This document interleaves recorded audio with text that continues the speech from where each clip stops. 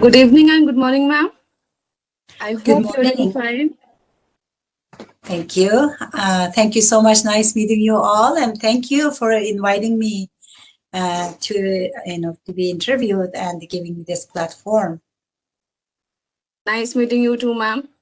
So, I would like to introduce Red Lantern Analytica, which is an international affair observer group based out of New Delhi, India.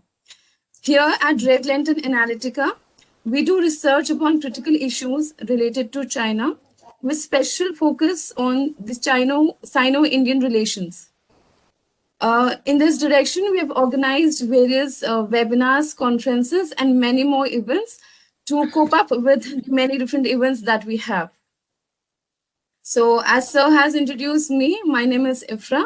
I am a research associate with Red Lantern Analytica. I'm currently pursuing my MPhil from Jamia Hamdard, New Delhi, India. So, I would also like to say a few words about you, ma'am. I would like to introduce you. So today we have amongst us Ms. Rushan Abbas, who is an Uyghur American activist and an advocate from Xinjiang Uyghur Autonomous Region in China, which is also known as East Turkestan. She is the founder and the executive director of the non-profit Campaign for Uyghur. Since 1990s, she has also been a campaigner for the human rights of Uyghurs people and have worked with the members of the US Congress. We welcome you, ma'am, and also we look forward for an interactive session with you. Welcome once again. Thank you so much, Ifra, for that kind introduction, and thank you for giving me this opportunity to talk to you today. Thank you, ma'am. So, ma'am, I have a list of questions which actually we all want to have the answers of. So to start with, as we all are aware of the Chinese government's dehumanizing assimilation and persecution of the Uyghurs in China, my first question to you, ma'am, is that who are Uyghurs and how are they different from the rest of the community in China?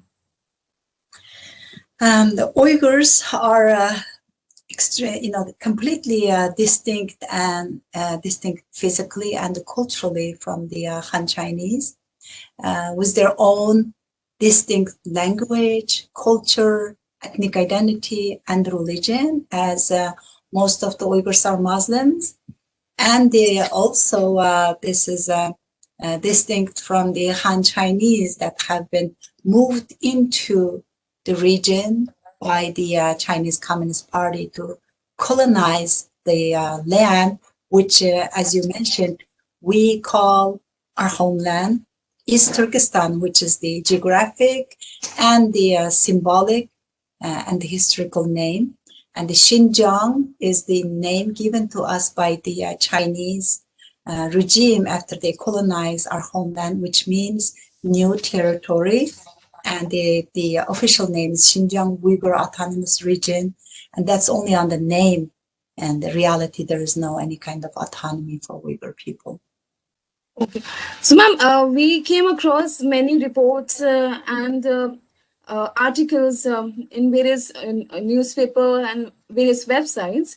Now that we know that who Uyghurs are and how they are different from the rest of the community in China, my next question will fall on these lines only, ma'am. How are they treated in China, and are they allowed to preach their religion, or are they even allowed to own their religion publicly? Absolutely no. Uyghurs are facing genocide today based on their ethnic identity and their religion. And their practicing religion is completely restricted.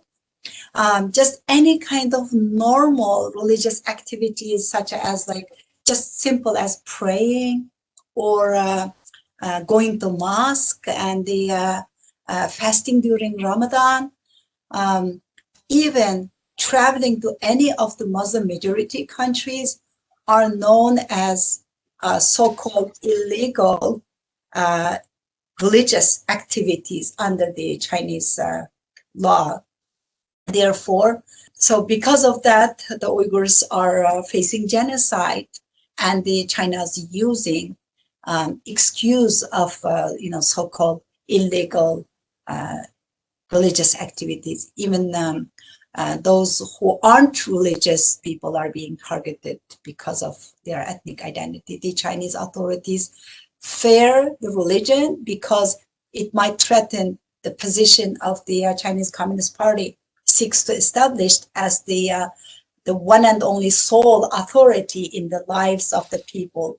So this gives an easy excuse to crack down on the Uyghurs, but in reality, it's also for economic reasons connected to the geopolitical significance of the region of East Turkestan for the Belt and Road Initiative, because our homeland, East Turkestan, is the epicenter of Xi Jinping's Chinese Communist regime's colonial Marshall Plan, the Belt and Road Initiative, which they call it the New Silk Road, because our homeland is gateway to Central Asia, gateway to northern, the Middle East and the Africa and the Turkey and Europe.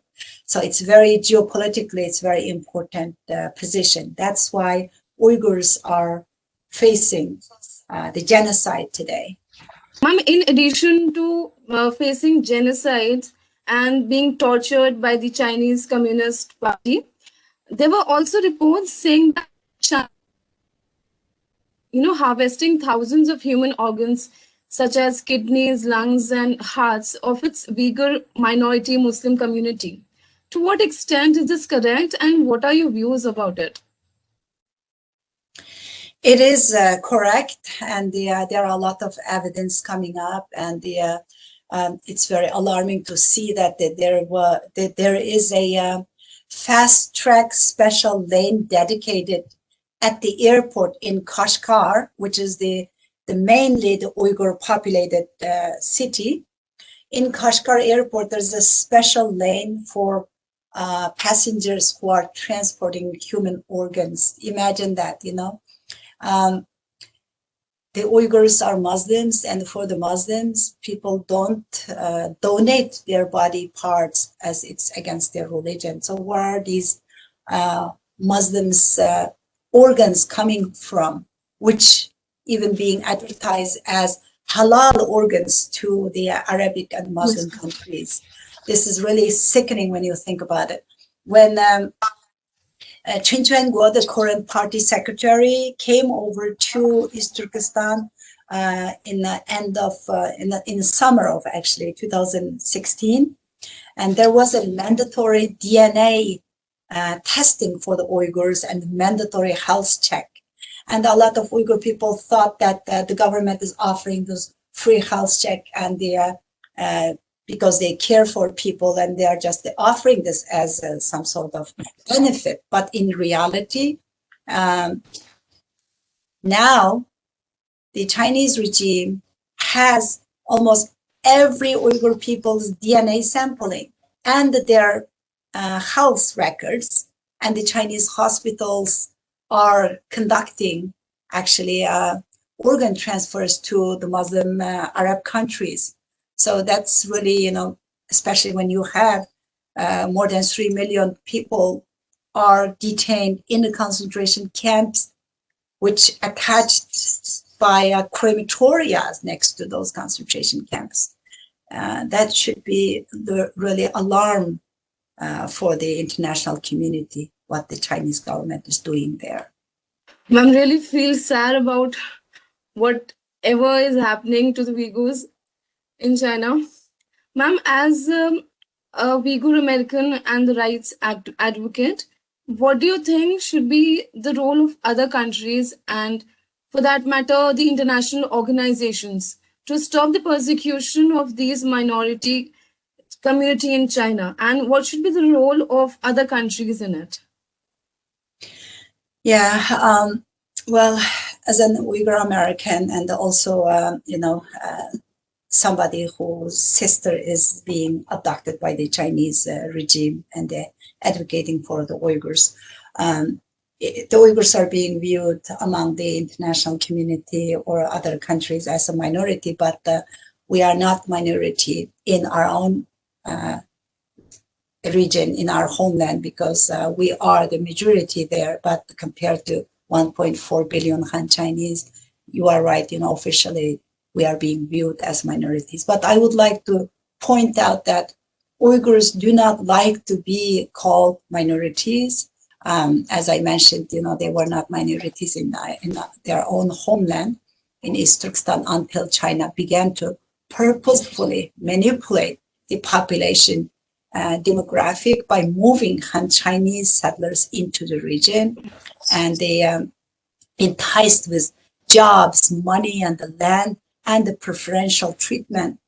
The international organizations have largely failed the Uyghurs when you look at it. Just to look at the United Nations, Madam Michelle Bachelet has been saying for years that she would visit the region. She would visit the East Turkestan or those camps. And China says it's not a convenient time. For over 3 years, China is not giving access to her to go visit what's going on in the region. So how is it a convenient time to host Olympics if you cannot give access for someone like Madam Michelle Bachelet from United Nations to come and see for her own eyes? What are they hiding? If you can host the Olympic Games and you are basically hosting the whole international community for Olympics, you cannot host Madam Michelle Bachelet. So international community must treat the CCP as the international criminal organization that is hostage taking family members, innocent people, sending millions of people in concentration camps, enslaving the Uyghurs, sending the Uyghurs to forced labor facilities. Those Uyghurs are in concentration camps. Those Uyghurs being used as slaves in forced labor facilities. They are professors, writers, philanthropists. They are famous writers, doctors, successful business people. And if a country adopts all these kind of elites, the thought leaders, and the intellectuals from one ethnic nation and put them in the concentration camps or make them like slave workers, textile workers, making Nike shoes, making car parts for a BMW or Volkswagen. Do you think this kind of country qualified to host an Olympic Games? So that would change much of our approach, and this overhaul is needed. The world must wake up to this threat, because what Chinese government is doing is not just conducting genocide against the Uyghurs. They are also waging a war against the free world. Democracy and the freedom of this entire world is at stake, and the conscience of the humanity is at test here. And the international community should not fail this test. Ma'am, you just mentioned about your sister. So it was, I think, after September 5, 2018, that you participated in a panel discussion that was named as China's War on Terrorism and the Xinjiang Emergency, where you talked about the fate of your in-laws and also the conditions of the Chinese camps. So it was in retaliation of your speech that 6 days after that discussion, that your sister and your aunt they were both being detained by the Chinese government. So what do you have to say about how are you and your family is personally affected by the persecution or the genocide that is happening against the Uyghurs in China? Thank you for mentioning my sister and my personal connection. And when I speak out now, I am speaking with the love I have for my sister and the love I have for my people and my country. As you mentioned, my sister, Dr. Rushan Abbas, she's a retired medical doctor, and she was abducted by the Chinese regime as you mentioned, as a retaliation for my activism here in America as an American citizen. So basically, this was because I spoke publicly about the Chinese regime's atrocities against the Uyghurs. And our family has been dealing with this since dealing with this pain since September of 2018. We have no proof that she is still alive. I hope that she is, but we don't know. Although we have heard that she was harshly sentenced on false charges, and this news just came up Christmas 2020, more than 2 years of no news. All these demands of telling us where she is or what kind of health situation she's facing, because she's a fragile person. But there was no any kind of information given to us. And also, when we heard that her sentencing was a direct contrast to an earlier Chinese state-run media article, which the China Global Times Network openly, publicly accused me of being, basically accusing me of making up my missing relatives. They said that I am stealing other people's photos and they are spreading rumors about my missing sister. Can you imagine that? This is the government that tried to discredit my work, try to attack my credibility. They are telling the entire world and publicly saying that I am making up my missing relative's story, my missing sister's story, while they have her in the detention. And now they're coming out and saying, oh, yeah, we have her and we sentenced her. So this is the kind of government I'm talking about. You cannot trust the Chinese government, not the officials, not the media. To think that, say, a malign actor like China that is abducting innocent people like my sister should be treated to friendly relationship is absolutely appalling and frustrating. I cannot believe the international community still not waking up to what kind of, threat and what kind of a country China is. So we call on the international community to hold China accountable. And especially in the United Nations, do not allow China to manipulate United Nations anymore. As you talked about your sister, and there are millions of other Uyghurs who are suffering daily. Ma'am, you introduced and also led the One Voice, One Step Uyghur Muslim movement, which is an organized demonstration that took place in March 2018 in 14 different countries and 18 cities. Ma'am, on the same day, there was a protest in China's detention of millions of Uyghurs in Chinese concentration camps. So apart from this, there are various campaigns that we have launched. So could you please elaborate on the campaign for Uyghurs that you have launched? Thank you. We established Campaign for Uyghurs on September 2017. About 6 months after China started to brutally crack down against the Uyghurs and establishing those large numbers of concentration camps and detaining more than 1 million Uyghurs. The international community was inactive. It was not being covered in the media. So we decided to establish this organization and work to promote and advocate for the human rights and the democratic freedoms of the Uyghur and the other, Turkic Muslim people in East Turkestan. And under that, in March 15th, 2018, as you mentioned, we organized a global protest in many, many countries, as you mentioned, 14 countries and 18 cities on the same day. And with that, the Uyghur atrocity was covered in more than 100 news media outlets, and the people start to see what is happening. Sorry, my computer. Let me close this. Getting a lot of noise here. So with that protest,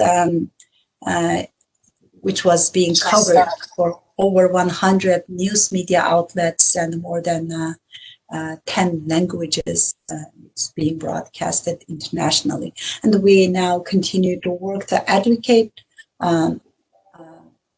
Sorry about this. I don't know what's going on with my computer. Let me re-say it again. So now we work to activate the persons and the entities to work together to stop the systematic human rights abuses against the people of East Turkestan and the freedom of democracy for our homeland. So basically, we are trying to work with all grassroots organizations, interface organizations, and the governments around the world. So our work is very challenging because we are taking on the Chinese Communist Party, the Chinese regime, a very powerful entity with no moral bottom lines. That's how the Chinese regime is.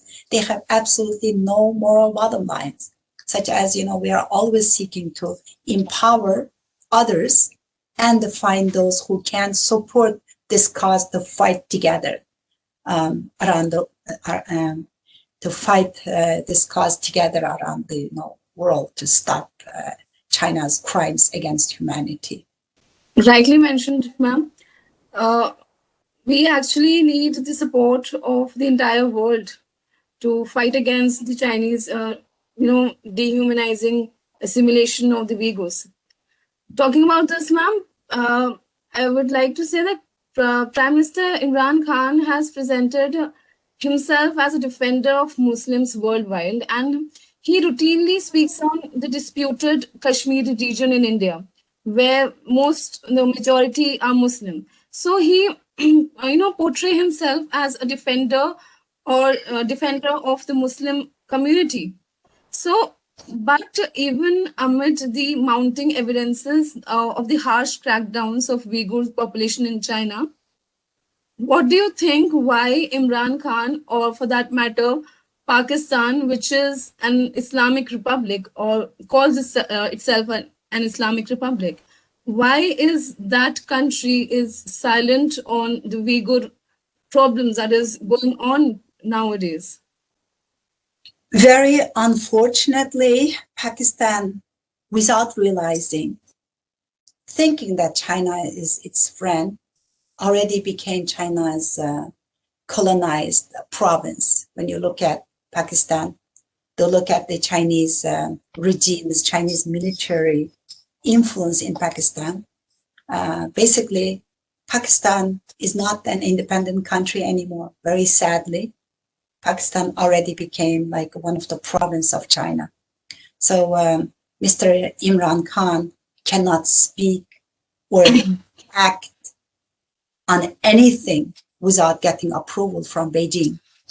So I feel really sad because, Pakistan fought for their independence, and there were like leaders in Pakistan. They had the vision for Pakistan. They're all lost now. Pakistan is already becoming the second East Turkestan. So we were like that 70 years ago when Chinese regime occupied our homeland in 1949, 72 years ago. They promised all these wonderful things to Uyghur people, while little by little, they colonized the entire regime and the assimilating the Uyghurs while waging war on Islam. Now they're doing exactly the same thing in Pakistan. Pakistan thinks that there is going to be some benefit for Pakistan. No. The Chinese government say it's win-win situation. It's double win for China only. Any kind of deal China has with any countries, there's only one winner and one loser. Winner is always China. So the Pakistan, even if Imran Khan and his regime and the Pakistan wakes up now, I think it's too late. So my message to Imran Khan and the Pakistan is, If you can save yourself, do it now, because it's already in our vision, it's already too late. So do not let China completely take over your country, because, this is not just about the Uyghurs anymore, to standing up against China and the talking and the defending the Uyghurs. This is about defending Islam. This is about defending the freedom and the democracy. This is about defending the future of the entire world before it's too late. Having said that, ma'am, apart from Pakistan, how can other countries, specifically India and different organizations like the Red Lantern Analytica, can help you in that cause? Well, thank you for that, and we appreciate the Red Lantern Analytica's social media campaigns and being visible, and they're using all the platforms that they can utilize to highlight and enhance China's crimes against humanity. We appreciate that. The US and the Canada and now the Netherlands have had some positive steps, calling what's happening in China. I mean, what's happening to the Uyghurs by the Chinese regime is genocide. The US and Canada are recognizing this, and the Netherlands just joined, as I mentioned. And the Chinese Communist Party has infiltrated so many international organizations, and they even are academic institutions. So it's extremely important for the entities like yourself, Red Lantern Analytica, to be the voice for those voiceless and defend the defenseless people, because our businesses are complicit in this genocide right now, and Hollywood and NBA and Netflix and the Disney and the many more are silenced by the China's blood money. Basically, China's using the blood money they are making from the Uyghur slaves. They are buying out the compliances of the United Nations, compliances of the mainstream media, and a lot of international entities. Just like, look at it, what happened is the WHO, the World Health Organization. Look why we are all working from home and talking to each other on the Zoom and the online platforms. Because of this pandemic, China brought to the world this virus, an epidemic, something that spread in Wuhan because of China's brutal suppression of the information and the punishing the whistleblowers and lying to the World Health Organization, manipulating the World Health Organization. Here we are today, facing the global pandemic. And also sister city relationships are used by China to push the Belt and Road Initiative. One of the prime reasons for the genocide, Belt and Road Initiative is the reason that Uyghurs are facing the genocide, and China is using the sister city relationship around the world to push China's agenda as being China's soft power. Even seemingly the innocent language programs like those the Confucius Institutes are funded by the Chinese Communist Party to push the Chinese propagandas, and they should not be allowed in any kind of foreign universities. They should not be allowed to operate in foreign universities in any country. India needs to ban products from the Uyghur homeland and to continue to recognize the Chinese regime as the global threat that is. That it is. The Red Lantern Analytica has a vital role in continuing to expose the realities of these threats to the world, expose the realities of China's crimes against humanity, China's genocidal actions to the world. That's why I really appreciate your attention on this matter. Thank you. We will continue working on the various critical issues of China in the future as well, ma'am. Lastly, I would ask you if you would want to give any message to the world, or for that matter, the Uyghurs in China, or from the Uyghurs in China to the rest of the world? So as I mentioned, I cannot emphasize enough that China is threat to humanity. China is threat to the freedom that you enjoy and your grandparents and your parents worked so hard to establish. China is there to destroy that. So please, it is every human being's responsibility to defend that freedom and democracy. So act now before it's too late. Thank you, ma'am. That were all the questions that I wanted to ask you. Thank you so much for taking out time from your busy schedule and also interacting with us. And also thank you for talking about the position of Uyghurs in China. It was such a pleasure to learn more about your approach to the growing Uyghurs humiliation and assimilation that's going on in China. What particularly interested me in is that how particular and sharp you are in your efforts and focused on the actual cause or the actual problem. And we look forward to having many more interactive sessions with you in the future. Thank you once again.